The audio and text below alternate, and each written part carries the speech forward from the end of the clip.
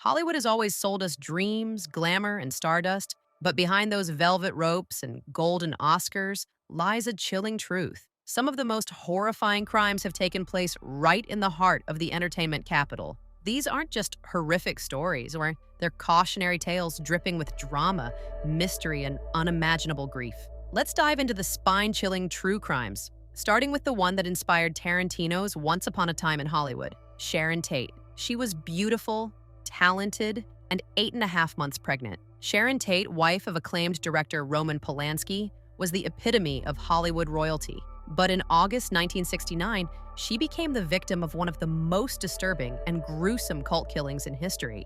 Charles Manson, a failed musician turned deranged cult leader, didn't wield the knife himself. Instead, he sent 4 of his brainwashed followers to 10,050 Cielo Drive, a home he believed was still occupied by record producer Terry Melcher, who had snubbed him. They broke in and savagely murdered Sharon, along with her friends Jay Sebring, Abigail Folger, and Wojciech Frykowski. Her final moments were brutal. Sharon begged for the life of her unborn child before being stabbed 16 times. Gianni Versace. On July 15, 1997, fashion mogul Gianni Versace was returning home from his usual morning stroll in Miami Beach when spree killer Andrew Cunanan walked up and shot him twice in the head. Cunanan, who had already killed 4 others, was on the FBI's most wanted list. 8 days later, he was found dead on a houseboat, having shot himself. His motives remain unclear. Some speculate envy, others obsession. Lana Clarkson.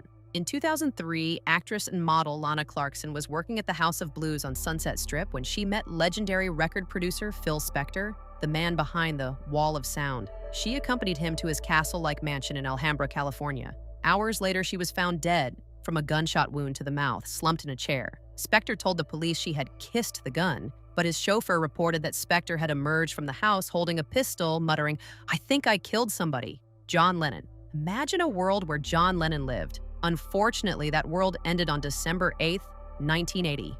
One-fourth of the Beatles, Lennon's career spanned nearly 3 decades, during which he became known as a musician, artist, peaceful protester, eccentric, father, and husband. Lennon had just finished recording and was returning to his Dakota apartment in NYC when Mark David Chapman, a deranged fan who had earlier asked for his autograph, pulled out a revolver and fired 5 shots. 4 hit Lennon in the back.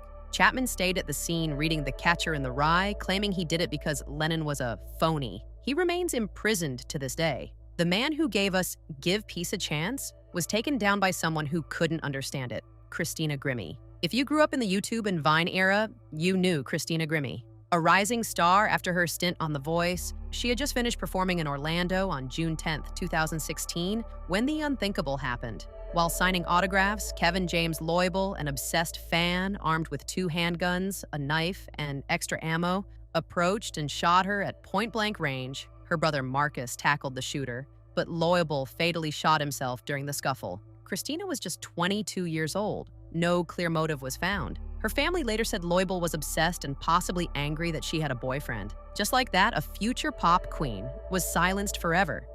Selena Quintanilla Perez. Selena wasn't just a singer, she was a movement. The Tejano music queen had won a Grammy, started her own clothing line, and was working on her English crossover album. At just 23 years old, she was already a cultural icon. But on March 31, 1995, her life was stolen by Yolanda Saldivar, her fan club president and close confidant. Yolanda had been embezzling money and, when confronted, shot Selena in the back as she tried to flee. Selena managed to run 390 feet before collapsing in a hotel lobby, naming Yolanda as her killer with her last breaths. The world was shattered. Texas declared April 16th Selena Day, and her story lives on through biopics and documentaries. Biggie and Tupac. Tupac Shakur and the notorious B.I.G. were the titans of 90s rap, but their rivalry spiraled into bloodshed. Tupac was gunned down in Las Vegas on September 13, 1996, after attending a Mike Tyson fight. A car pulled up beside him at a red light, and he was shot 4 times. He died 6 days later. Biggie, real name Christopher Wallace, was murdered just 6 months later, on March 9, 1997, after leaving a party in LA. Another drive-by shooting. He was just 24 years old. Despite countless theories and documentaries, neither murder has ever been officially solved. The mystery only deepens with time. Phil Hartman, comedy legend. Phil Hartman was the life of SNL, The Simpsons, and news radio. But on May 28, 1998, he became the victim of a horrific murder-suicide. Phil's wife, Bryn Hartman, relapsed on alcohol and cocaine. After an argument, she shot Phil while he slept. She later confessed to friends and then took her own life. Their children were home during the tragedy. Dorothy Stratton. At just 20 years old, Dorothy Stratton had already graced the pages of Playboy, starred in films, and caught the eye of director Peter Bogdanovich. But her rapid rise was cut short by the man who discovered her. Sadly, it was her controlling and abusive husband, Paul Snider. As Dorothy tried to break free and file for divorce, Paul became unhinged. On August 14, 1980, he lured her to their old home under false pretenses, raped her, shot her in the face with a shotgun, mutilated her body, and then turned the gun on himself, Marvin Gaye.